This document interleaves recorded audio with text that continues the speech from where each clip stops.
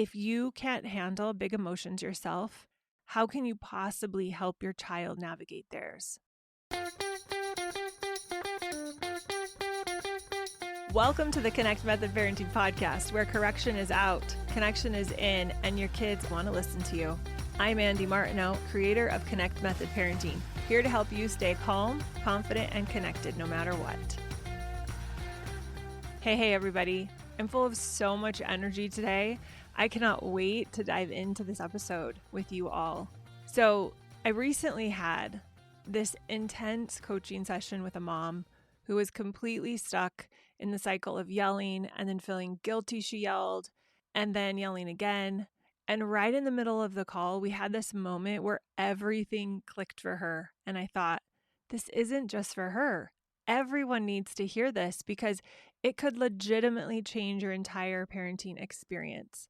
This, my friend, is my jam. This is what I specialize in. If you ever work with me, this is the kind of transformational experiences that happen because of the attachment approach and the way we implement it. It's so amazing. And I'm going to give you a shortcut version today. So let me paint this picture.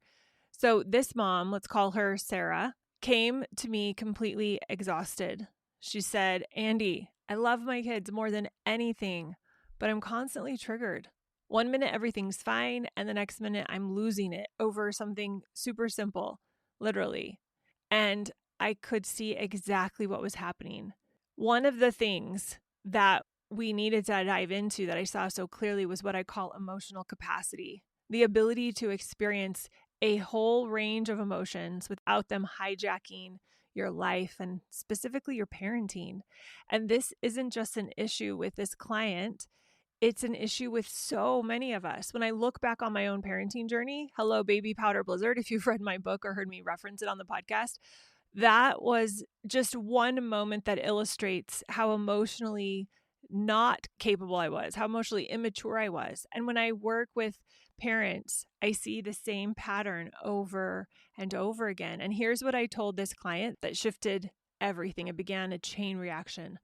What if instead of trying to stop feeling triggered, we developed the capacity to feel everything? So we started feeling everything, started the path of huge capacity to feel everything instead of stop feeling triggered. And we could feel everything and still parent from our highest self. Her face changed instantly. She said, is that possible? And yeah, that's what I'm sharing with you today. The 8 emotional capacities that transform reactive parents into connected ones. They're not just nice ideas. They're practical emotional muscles that every single one of us can strengthen starting today. So what are emotional capacities? Let's get super clear on what I mean by emotional capacities.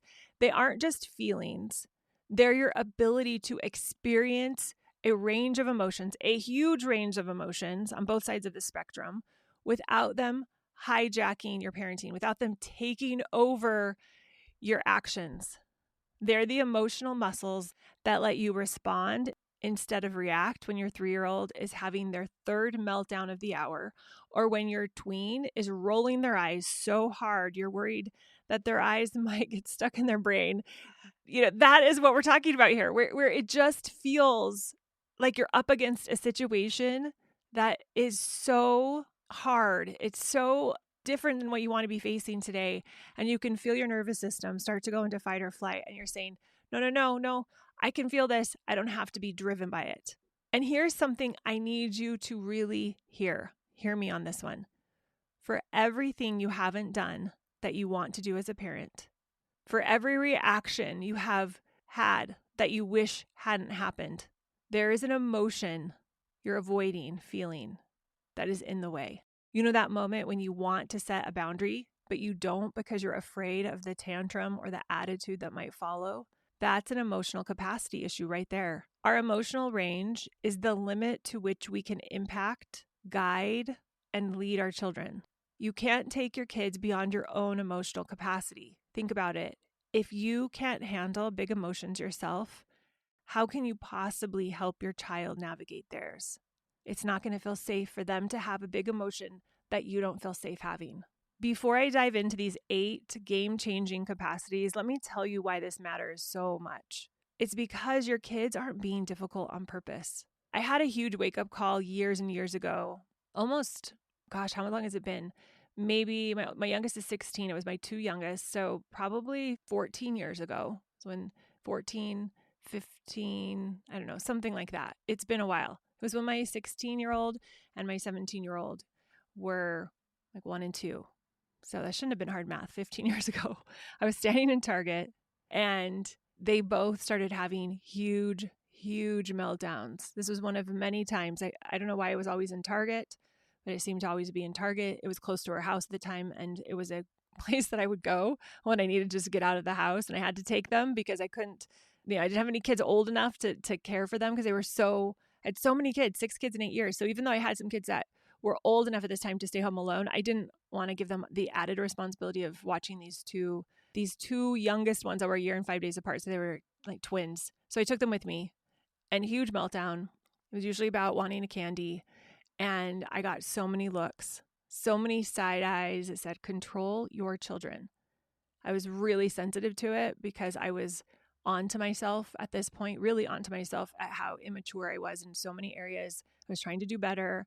But as many of the parents I work with have found out, the more awareness you have, especially if you haven't been wanting to look at it and then you start looking at it, it becomes a lot for a while. You become more uncomfortable, which is fine. It's totally part of the process. We get through it. It's the only way through. Anyway, but I was in this really sensitive moment in my journey, and my girls just epic category 5 meltdown.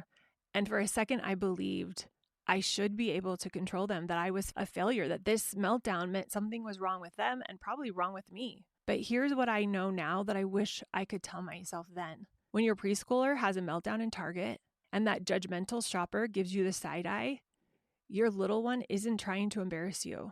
And the side eye from the shopper has nothing to do with you. It has to do with their thoughts about themselves and kids and parenting. Who knows? So much. But they get to have their experience and you get to have yours. So if I could go back to myself 15 years ago and say, hey, she's not trying to embarrass you. They're not trying to make you feel bad. It's just that their nervous system is overwhelmed. You just told them they couldn't get something and that was too much for them. And they literally can't calm down. Their nervous system is in fight or flight. And for those of you who have teens or tweens, older kids, and you're feeling that strain, they're not trying to pull away or to hurt you. Now it might feel like it. It does sometimes. They're trying to figure out who they are. And they need us as parents to be emotionally strong enough to let them explore themselves, their journey, their emotions, their friendships, their life, while still being their safe harbor. We let them have their big emotions without mirroring them, without getting sucked into the storm. We are calm and confident. We are the compassionate alpha. We aren't feeling overwhelmed. We can handle their big emotions. We know we can solve whatever needs to be solved and help support them and however they need to be supported and move through it. And that is one, if not the most, I believe, important gift we can give our kids is feeling, or rather creating safety and feeling safe, you could say as well, when they have their big emotions. So let's dive into these 8 emotional capacities that can transform your parenting journey. They've truly transformed my parenting journey. They continue to transform my parenting journey because I don't think the journey's ever over. We're going to hit some pretty amazing pinnacles. We're going to hit the peaks of what seems like Mount Everest in our journey. But what I have found is that then there is another journey, another mountain to climb, another capacity that we can acquire that we couldn't even see until we hit the first peak. And then all of a sudden, we see the second one and we can't help but climb it. So the 8 emotional capacities of connected parents. Number 1, the capacity to hold space for big emotions. To me, when I think about the capacity to hold space for big emotions, the emotion that comes up, because these are the emotional capacities, right? The emotion I embody when I have the capacity to hold space for big emotions is attunement. And to me, this is the foundation of everything. Can you sit with your child when they're having a category 5 emotional hurricane without trying to shut it down, without trying to make them wrong for it, without getting sucked into the vortex? Just last week, one of the moms I work with said, I yell too much. I feel like my kids don't want to be around me. They think I don't love them because I yell too much. And she was heartbroken and feeling so sad about where she was We were just getting started in our work together, and I had so much compassion for where she was and so much gratitude that she was doing something about it. Her greatest wish was to stay calm when her kids were falling apart. That's attunement. That's the emotional capacity that she wanted to develop, holding the emotional container of safety, of confidence when everyone else is losing it. Not getting triggered when your kids are yelling at you or frustrated with you. I'm not saying you are passive. You're firm. You're compassionate. You don't match their emotional energy, their emotional signature. Let me share what this looked like in my life. In my book, I talk about the Machu Picchu hike. And my daughter at the time was around 10 years old, I believe. And she was having this complete meltdown as we went towards Machu Picchu. Now, mind you, we didn't do the multi-day hike to get to Machu Picchu. We drove the bus up, or we took the bus up. It was terrifying. If you've ever gone, it's scary. So we took the bus up. And I believe the walk from where the bus dropped us off, if I remember correctly, to Machu Picchu was 30 minutes max. I think it was more like 15 to 20, but it was steep and she was little. And this was one of my dream vacations. It was definitely on my bucket list. It had been on my bucket list since I was in elementary school. And I remember learning about Machu Picchu and thinking, what is this place? I want to go there. And here we were there, and I had all my kids with me.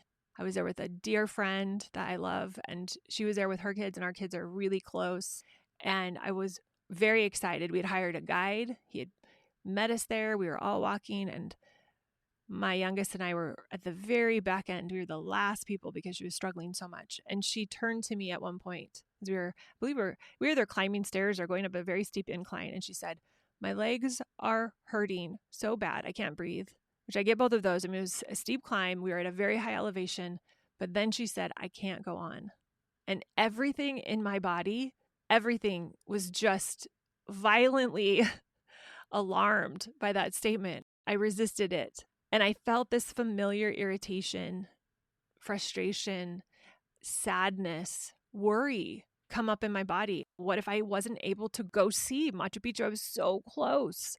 Went to worst case scenario. Catastrophizing is, was at the time and still, it wants to come to the forefront often. But at the time, it was a well-practiced, really easy to pull up neural pathway. So I went to the worst case. Everyone's going to go up there. They're not even going to realize we're not with them. They're going to see the whole Machu Picchu, and I'm not going to see it. So my brain went there. My brain went to sadness. Why would she be so, selfish? Doesn't she know this is my lifelong dream? And I could feel just so many emotions, a cocktail of resisting emotions come up. And in my mind, the resistance came up like, she is ruining everything for me. Like, this is not okay. How is this? We have got to stop this right now. Thank goodness I had been doing this work for a while at this point, and I was able to recognize what was happening. The takeover of lack and fear and worry, it was starting to come up. I took a breath. I allowed myself to feel the emotions. I had the capacity to feel my own emotions and say, oh, these are just emotions. Then I was able to have the capacity to allow her to be exactly where she was. And I was able to get down on her level and talk to her. And I said, I know this is hard for you, but look at you choosing to take the next step. You are showing me and yourself that you can push through even when it's really hard for you.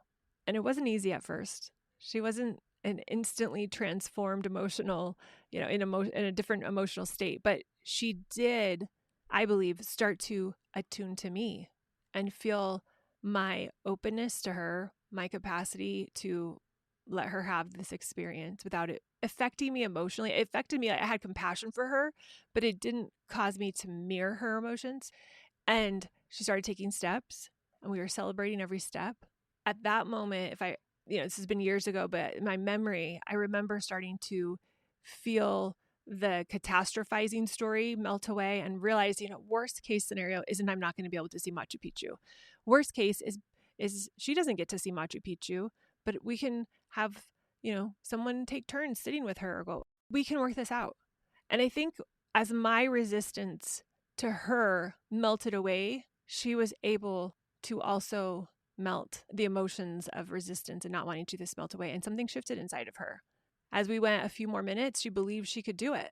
And we finished the hike from the bus stop to Machu Picchu and spent the next, I don't know how many hours. It seemed like many, many hours. I loved every moment of it. 3, 4, 5 hours. I can't remember. Hours and hours walking around Machu Picchu. And she was pleasant and excited and exploring. And that's attunement.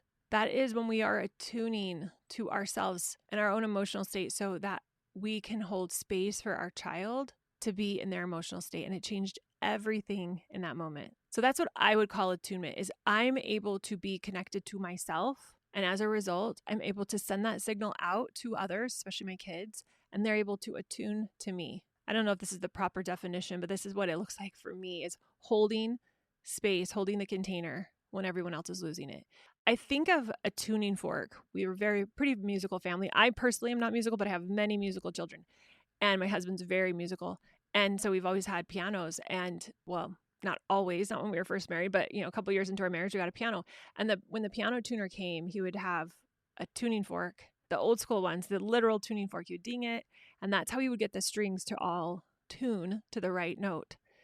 And I think of that analogy with me is, can I be resonating the emotional frequency, the emotion of compassion and love and safety, and then allow my child to match that? So when there's a lot of discomfort or a lot of emotions or anger or frustration that's coming from my child, I think, what is the emotion I want to hold? And first, it's just a permission for them to be where they are, a drop in resistance, an openness. And then I start walking myself through it. So some powerful thoughts to create attunement for me that I love is, I am capable of being present without being consumed. Or, this is not my storm. This is their storm, not my storm. Or, I can be their anchor in this moment. I love thinking those things, and come up with your own couple of thoughts that will help you stay emotionally capable in the moment. So that was the first one, the capacity to hold space for big emotions. For me, I think of the emotion of attunement to go with that. That's what I'm aiming for. It's what I'm seeing if I'm there yet or not. But if that doesn't resonate with you, find an emotion that matches that. It's going to help you so much. Second, the capacity to accept what is. And for me, this is courage all of the way. And I used to think courage was this really positive emotion, that it felt great to be courageous. But courage is really hard. It's really hard to feel courageous. It doesn't necessarily feel good. I would actually classify courage as a negative emotion, because typically when we're feeling courage, we are facing really hard things. So this is a hard one, the capacity to accept what is. The truth is, though, when we argue against reality, we lose 100% of the time. So for me, the capacity to accept what is all about courage, that powerful emotion that rises up in us when we choose to face reality exactly as it is.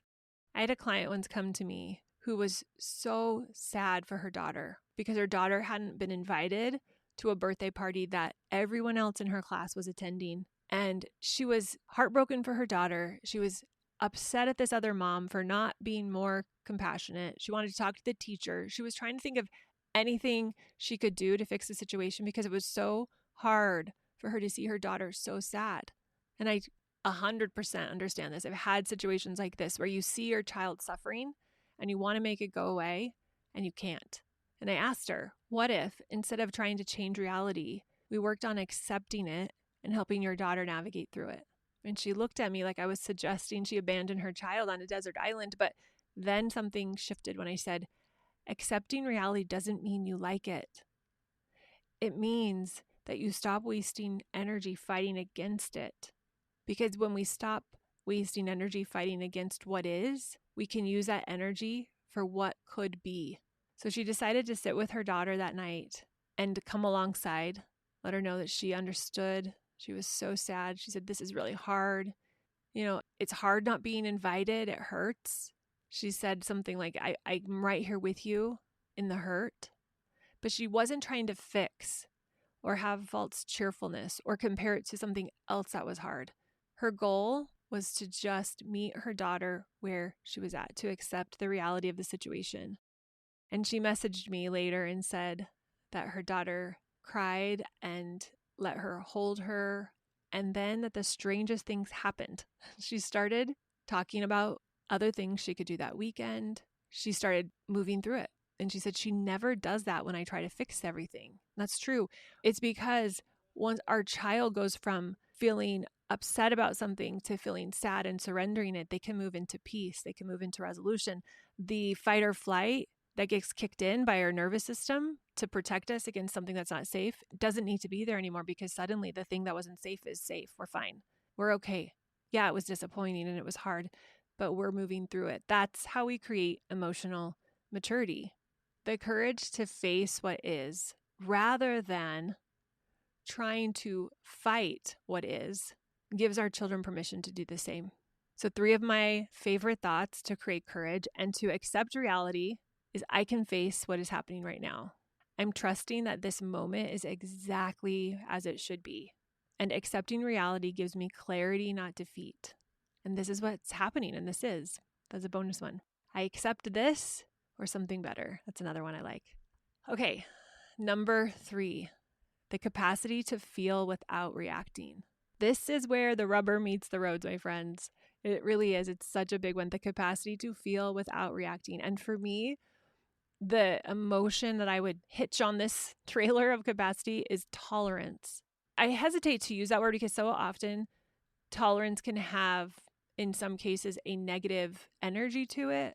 But for me, it's such an empowering emotion to have this huge window of tolerance, this huge capacity to feel without reacting. So it's not fine, I'll tolerate it. It's not that. It's I have the capacity to handle this. And so empowering. In chapter 8 of my book, I talk about how emotions are the fuel that drive everything we do. But here's the $1 million question. What emotions are fueling your parenting? When your teen says something that cuts straight to your heart, can you feel the sting without immediately firing back? This has been one of my biggest growth edges.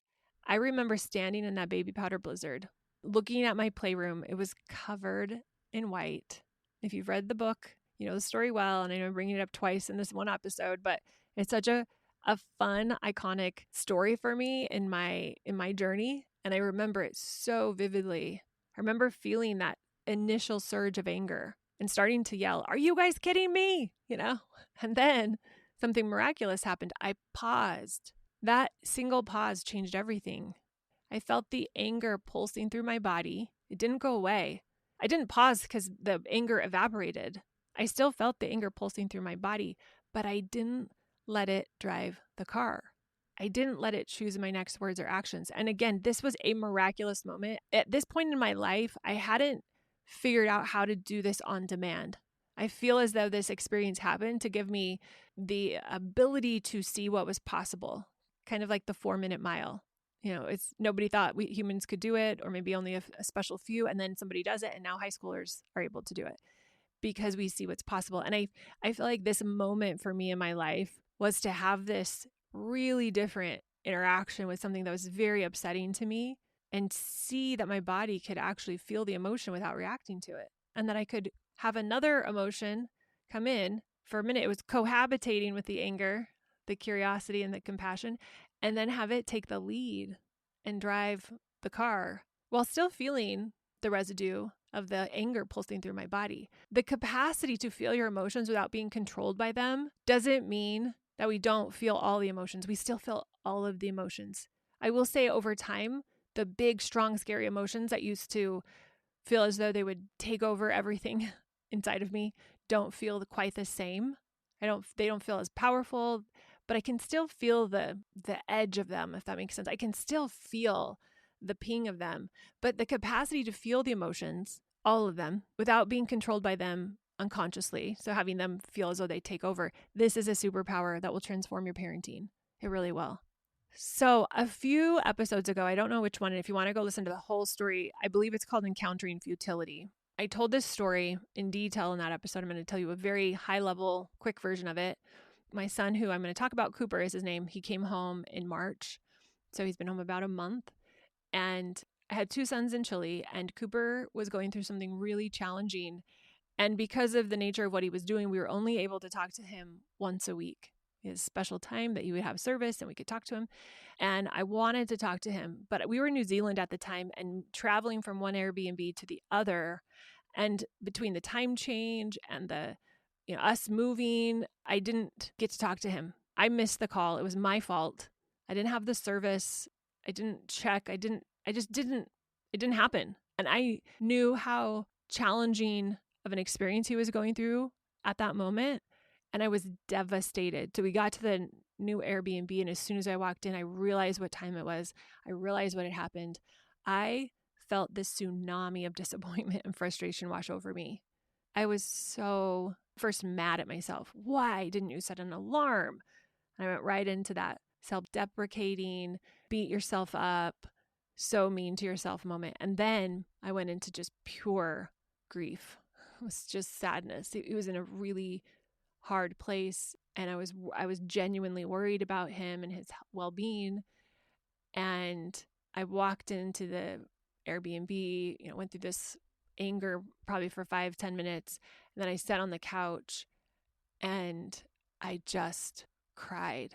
I cried and cried. And I had a moment where a little dilemma went on in my mind where I said to myself, part of me said, you don't need to be this disappointed. You should just get over it. This is not a big deal. He's going to be fine. All of that. And then there was part of me that was feeling so much emotion.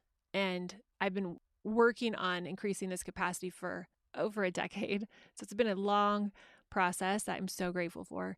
And I could feel, I was just very conscious of the two stories, the on the other hand story.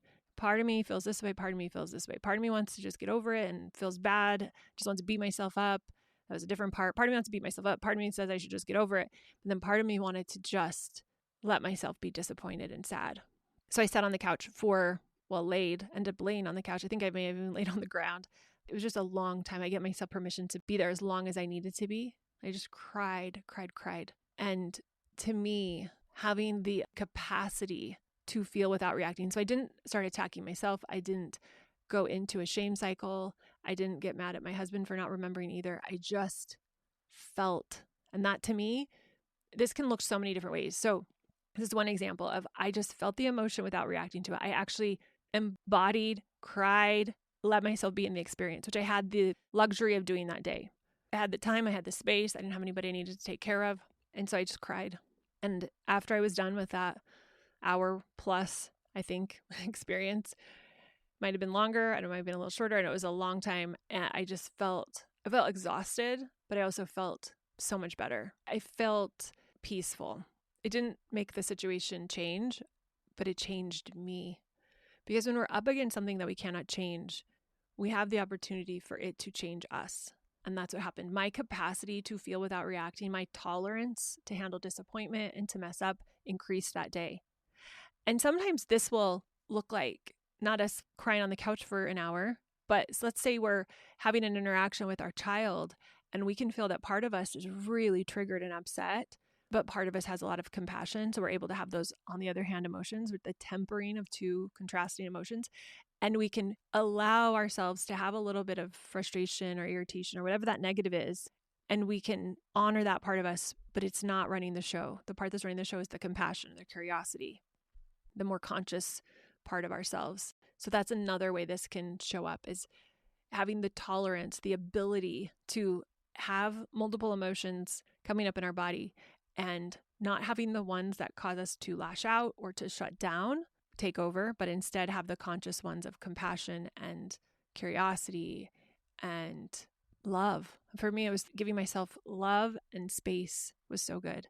So this is what happens when we develop tolerance or a capacity to feel an emotion without reacting to it from a knee-jerk reaction, like being able to respond the way we want to respond instead of just having an emotional takeover.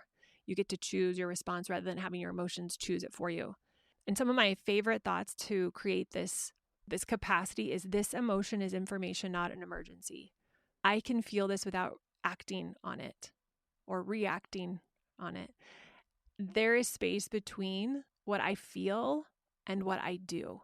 Okay, number 4, the capacity to recover after disconnection. And to me, this is all about commitment.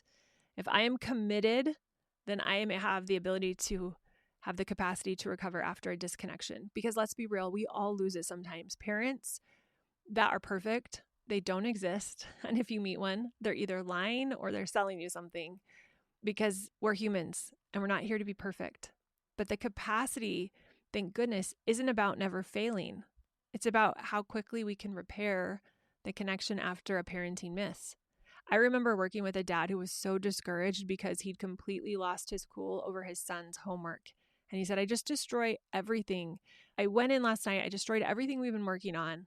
I backtracked 5, months of progress I've made with him because of what I said. He's not going to trust me again. But here's what I told him. It's not the mistake that matters most. It's what you do next. The mistake has happened. Sure, if you could go back in time, would you do things differently? Absolutely. But because that's not our reality, we're on this timeline where you made the mistake. The next most important thing is what you do next. So he went to his son. He got down on his level and he said, hey, I need to apologize. The way I spoke to you wasn't respectful. It's not who I am. It's not what I believe in. It wasn't who I want to be as your dad. I'm so sorry. Can we start over? He took full ownership and responsibility, which creates safety with our kids. When we can say, hey, I own my mistakes. That wasn't cool what I did. I disagree with what I just said. Our kids can respect us. They can believe in us because that is humanity. That is their truth too. They make mistakes. And what happened next blew him away. Not only did his son forgive him, but actually he started opening up about his homework, about some situations with friends, about what was going on with his teacher, stuff he had never shared before, because the repair actually created more connection than they had had before the rupture. And I share this all of the time, that disconnection is going to happen. The magic is what we do after. It's the bridge. It's putting the emphasis on the next point of connection after setting the limit or after having a conflict. My favorite thoughts to create commitment is our relationship is stronger than any difficult moment. This isn't the end of our story, and I'm committed to finding our way back to connection. My commitment to our relationship supersedes everything else that happened. Number 5, the capacity to set limits with connection. And for me, this is compassionate firmness. You could call it compassionate alpha. That's another word I use. This one's a game changer, especially for my gentle parents trying not to yell crew. Can you firmly hold a boundary, which we need to? Sometimes we go too soft and we need to hold boundaries. We need to have limits. We need to have rules and structure while maintaining emotional connection. So setting limits doesn't have to mean threats or punishment or power struggles. To set, which is a step in my seen and heard framework, it's all about stating the limit in 5 to 7 unemotional neutral words, which helps prevent us from doing the lecture thing. So you could say, hey, we don't throw toys inside, full stop, right? And we just say, I'm going to tell you something that might blow your mind. Your kids, they crave limits. They need you to be the guardrails while they figure out their emotions and this world and how things work. Just recently, one of my clients was sharing how her 4-year-old had started hitting when he got frustrated. And she'd been dancing around the issue, wondering about what she should do. She didn't want to be too harsh, which I respect. So we came up with a simple, clear approach. The next time that he hits, to come alongside. Looks like you want to hit. Let's do it then. Let's hit. I'll bring you something you can hit. So she tried it out. She said that, hey, looks like you have some hits in you. We need to get those hits out. And we lean into the skid. We lean into the reality of the situation, but direct it in a way that's safe. So she brought him a pillow and she said, hey, you can hit this as hard as you can. She joined in on the fun. Hit, hit, hit. Sometimes, there's punching bags that parents have bought, getting boxing gloves on. You lean in to the tendency they have, to the way they're trying to get out their frustration, because the hitting is a result of something else going on inside, something not working for them. That's the root. We got to get to the root, but we also sometimes just need to help them release some of this pent up frustration, this foul frustration. And she said the look on his face was priceless. Like this mix of relief and surprise. He needed to know that she could handle his big emotions and provide safe boundaries. And I got a message from her later and she said, I've never felt so capable of handling his big emotions before. It's like I finally knew exactly what to do. How you set those limits makes all the difference between them being more cooperative and wanting to listen and full-on rebellion, full-on counterwill. Powerful thoughts to create compassionate firmness are, I can be both kind and firm. My boundaries are an act of love. Setting limits is how I keep everyone safe. All of those are so good. Number 6, the capacity to trust the process. And to me, this goes hand in hand with patience. Parenting is the ultimate long game. The question is, can we trust that the seeds that we're planting today will eventually grow, even if we don't see sprouts for months or years? I had a frustrated mom once tell me, we are in a constant cycle: nag, yell, guilt, repeat. I want out. I get it. What she couldn't see was that changing these parenting patterns takes time. So I helped her see that and trust that this was a process.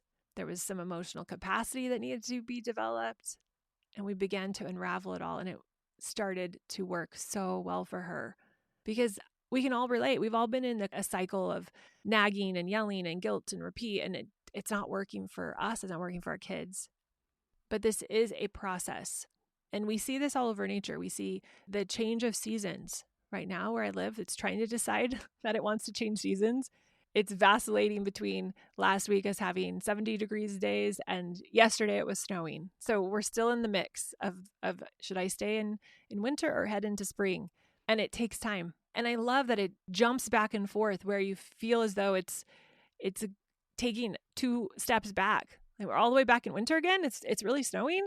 And then today it's warm again. So that's what it's like. That's how seasons change. It's messy. It's not cut and dry.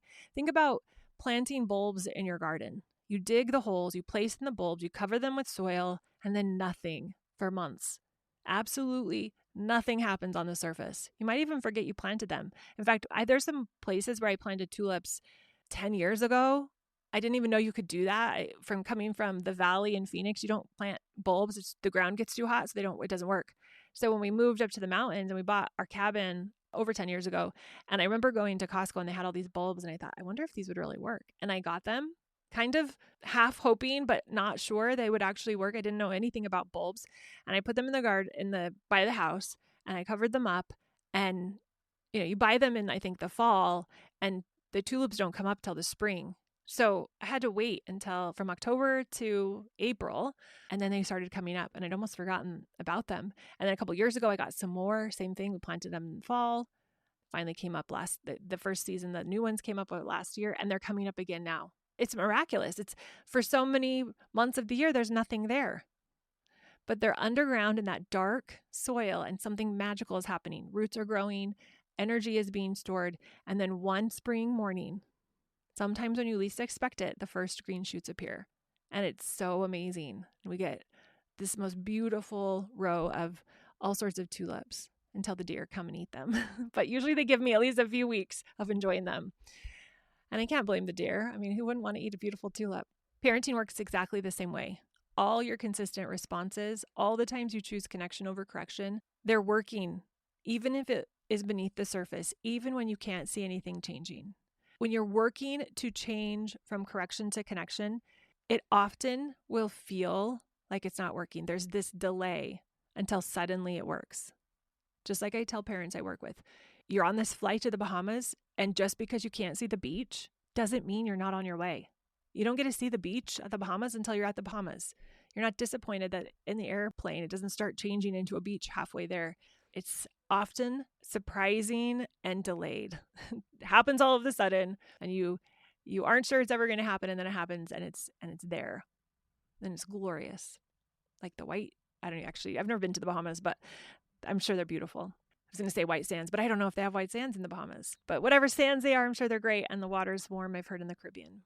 It's been where I've been in the Caribbean, but it's like that. It's like this long journey that doesn't come to fruition until we get off the plane and get into our rental car and drive ourselves all the way to where we're staying and get to see the beach.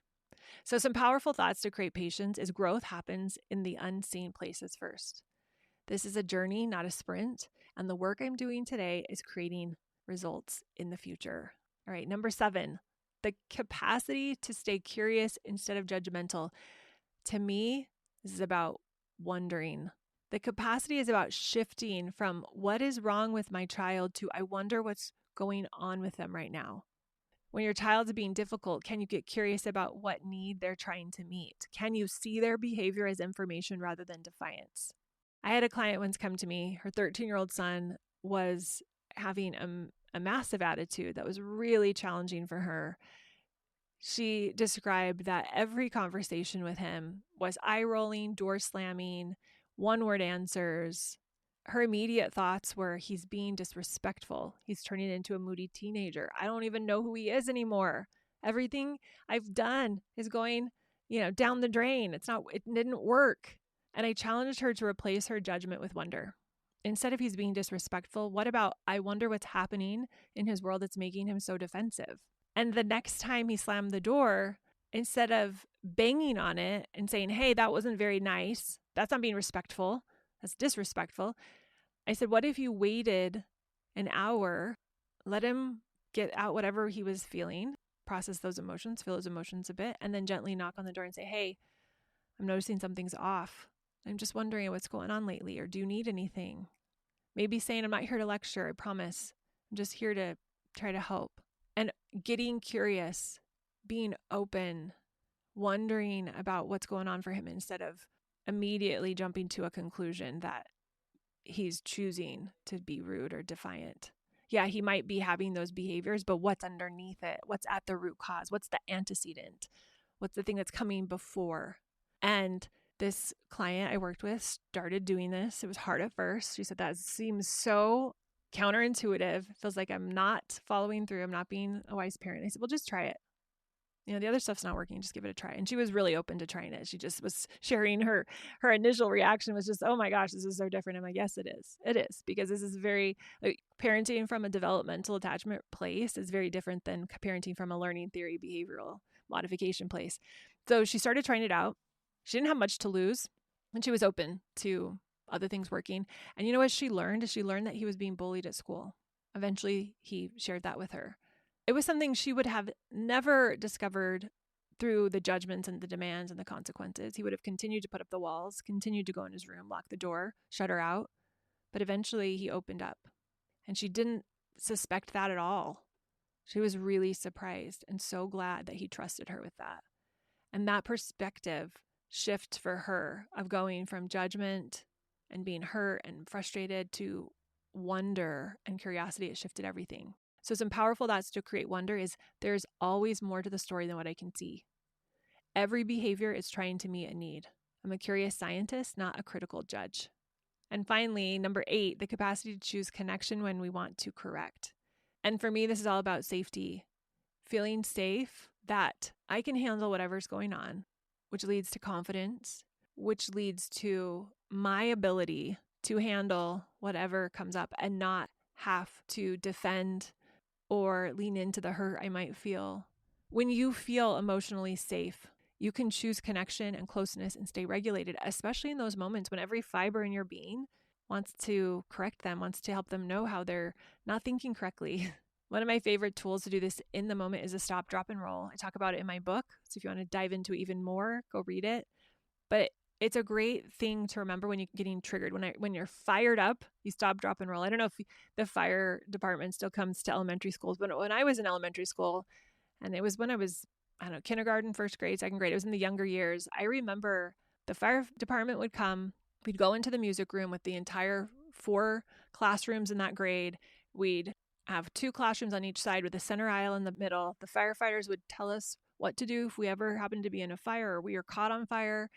And it was to stop, drop, and roll. And then we would take turns doing the stop, drop, and roll down the center aisle. We would roll down the center aisle. And so as I became a parent and I felt as though I was on fire with emotions that were triggering me to want to say things I knew I was going to regret in 2 minutes, the stop, drop, and roll was something I started to do intuitively. Initially, I would just lay on the ground because there's something about changing where you are physically in your space that changes or gives at least me more space to feel my emotions instead of react to them. So it changes my physical state a little bit. Or when I change my physical state, it changes my emotional state usually. So then the stop, drop, and roll thing, evolved rather out of it. So the stop, and it's an acronym, as you all know. I love acronyms. They help me remember things. It's how I'm able to put things together, I guess, in my world. So stop stands for see the other person. Drop, don't react, observe, proceed. And roll is relax, open, listen, learn. This capacity of choosing connection when you want to correct and feeling safe is about rewiring our default response. There's a lot of need to take action in the moment. And as we learn more about how developmental psychology works and attachment works and the brain works and the nervous system works, we have all this knowledge, but then we have to take action to do it in real time. And that rewiring our brains happens by us taking what we know and trying to do it in the moment. It can be a lot. I was working with a mom once whose daughter had accidentally spilled nail polish. I know, nail polish. It's like the worst. It does not come off on her brand new couch. Now you can imagine, brand new couch, nail polish. She told me how everything in her wanted to scream, lecture, correct, but something made her pause. She used the stop, drop, and roll. She looked at her daughter and she looked at her in the face. So she saw the other person. That's the stop. Her daughter was devastated. She knew that this was bad, bad, bad, bad. She was in tears and she thought, what does she need from me right now? So instead of focusing on the couch, she focused on the connection. She did the drop. Don't react, observe, proceed. So she looked at her in the eyes. She's like, what does she need? She gets what she did. She understands this is really bad. We'll figure out what we're going to do later, but what she needs right now is me. So she took a deep breath and she said, the couch is important to me, but you are much more important. We're going to figure this out. She said, I think my daughter expected a storm of anger. She was so shocked by how I was able to be with her that she came and threw her arms around me and started sobbing and said, Mom, I'm so sorry. I didn't mean to. So the mom had relaxed, opened, listened, and learned. She had rolled into it. And also, I love thinking of rolling as rolling into the emotional experience, rolling into the reality of the experience. So she'd gone through the whole stop, drop, and roll thing in this moment. She had seen the other person. She hadn't reacted. She didn't react. She observed, proceed, which is don't react, observe, proceed, which is drop, and then relax, open, listen, learn is roll. It's perfect. And they figured out what they were going to do about the couch. Still has a faint pink stain, she said. But every time the mom sees it, she doesn't think about the accident. She thinks about the moment she chose her daughter over a piece of furniture. That's what safety feels like, knowing that you can choose connection even when correction feels so much more natural. Powerful thoughts to create safety is I am secure enough to choose connection first. Nothing dangerous is happening right now. My relationship with my child is more important than this thing or this moment in time. I can pause reality and be present right now. So how do we grow these emotional capacities? It starts with awareness. You can't change what you don't acknowledge. That's why I created Peace. It's a process that I do over and over myself. I do it with all the parents that come into my programs. The P is for pause and get present. Then we explore what happened. We expand our understanding of what happened in the moment that we wish hadn't. Then we allow ourselves to feel the emotions. We create a new way of being in a moment similar to that. We actually go back in time and we say, if I could go back in that moment, what would I have done differently? And it prepares us to do something different in the future. And then we execute on something to get us one step closer to being able to create our new reality. One mom I was working through this process with realized that when her kids fought, her thought was, they are mean, which made her feel frustrated and really disappointed in herself. She was blaming herself. But when she shifted into their hurting, she felt in compassion instead of frustration and hurt and anger. That emotional shift completely changed her actions and ultimately her results, because the work, you all, isn't about perfection. It's about progression. As one cycle breaker in my community shared, I grew up in an abusive home and I decided to not repeat the cycle. That's why I'm doing this work. That awareness is the first crucial step. And if you want a little bit more help with this, I suggest opening up my book, giving it a crack open, ordering it from Amazon. You can get the Kindle version too. But look at chapter 3 where I have the 6 acceptance questions. This is one of my favorite tools to use when I'm trying to gain more awareness. It's how does what they're saying make perfect sense to them? What do their words tell me about them? How does what my child did make perfect sense to them? What would serve everyone's highest good right now? What am I making their words mean about me and why? You could also say, what am I making their words mean about them and why? Do I want to accept what just happened? If no, why? If yes, why? These questions create space for your emotional capacity to grow. Now that we've explored these 8 emotional capacities, let's turn awareness into action with these specific steps. Step 1, choose your focus capacity. I want you to pick one emotional capacity from today's episode that resonated with you. Don't try to do all 8 at once. That's a recipe for overwhelm. Maybe it's developing more attunement when your child's melting down, or perhaps it's cultivating wonder instead of judgment. Just pick one, doesn't matter which one, and decide that this is the one you're going to focus on. 2, create your capacity building ritual. Just set aside 3 minutes a day.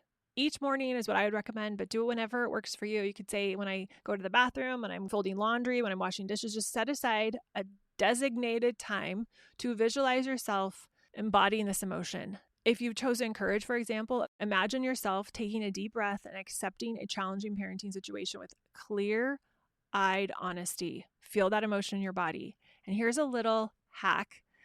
Pick a song that makes you feel that emotion and turn it on while you're imagining this. It's a shortcut. So good. Number 3 is to set your trigger phrase. So create a simple phrase to use when you feel yourself struggling with the capacity you've chosen to focus on. So I'm going to give you some example sentences. Don't necessarily think you have to use these. These are just to get your juices flowing. So if you picked attunement, the sentence could be, I am connected but not consumed. For courage, it could be, I can face what is. For tolerance, this emotion is teaching me something. For commitment, our relationship matters more than this moment. For compassionate firmness, it could be, I can be both compassionate and firm. For patience, growth takes time. For wonder, I'm curious about what's happening. For safety, we are both okay right now.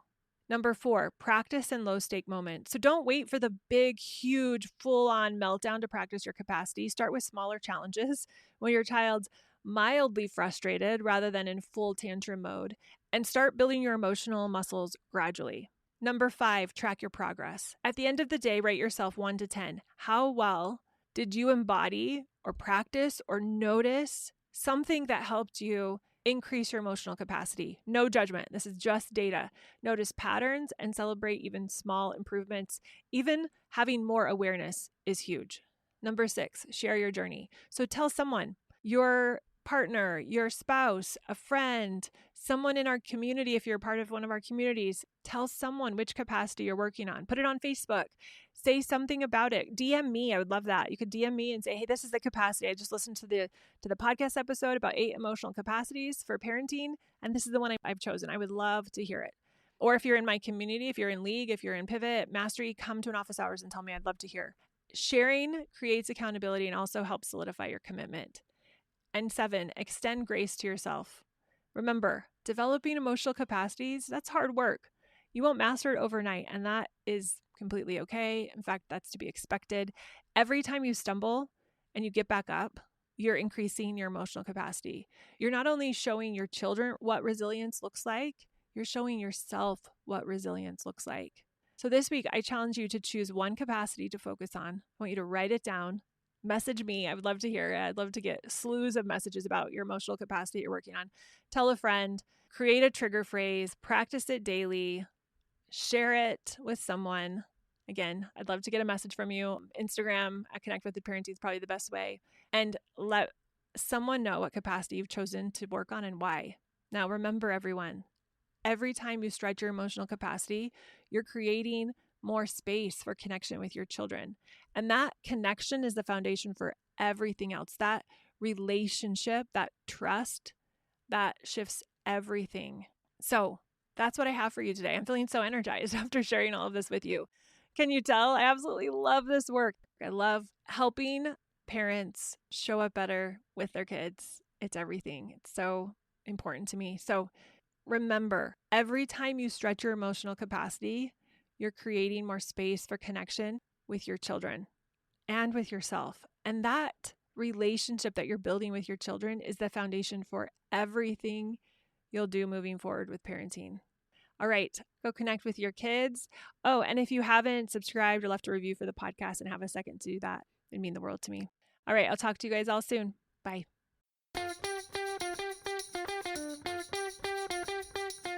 Thanks so much for listening, you all.